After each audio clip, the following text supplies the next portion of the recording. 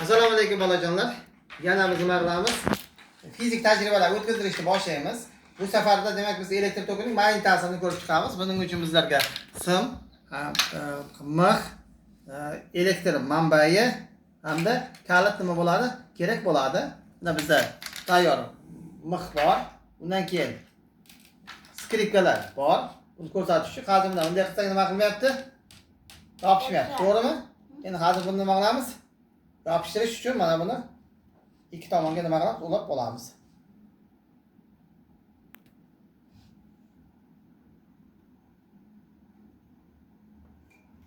Ulab oldik. Endi buni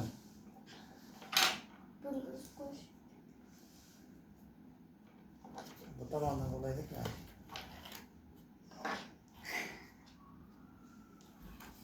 Har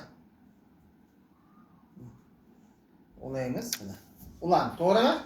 Endi nima qilamiz? Mana bunga yaqinlashtiramiz.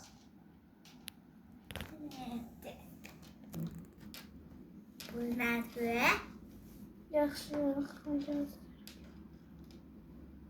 Mana.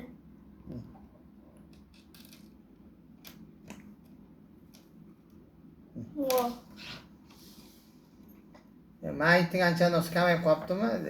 Elektr manbaining tok kamroqmi? Joyini qilmayapti mana. Demak, nimaga aylanadi? Elektr toki magnit maydonga aylanib qolyapti. Agar biz buni uzadigan bo'lsak, nima qiladi? Tushib ketadi. Yana qo'shsak nima qiladi? Elektromagnitlar mana shunday tarzda nima qiladi? Ishlaydi. Demak, buni ham nima qilsak bo'ladi? Bajarib ko'ramiz hamda ehtiyot bo'lamiz. Bu ancha nima qilib ketgan? Qizib ketgan. To'g'ri qilganligi uchun, ulanganligi uchun. Buni uzib qo'yib, bolajonlar bilan nima qilamiz? Xayrlashib qolamiz. Xayr bolajonlar.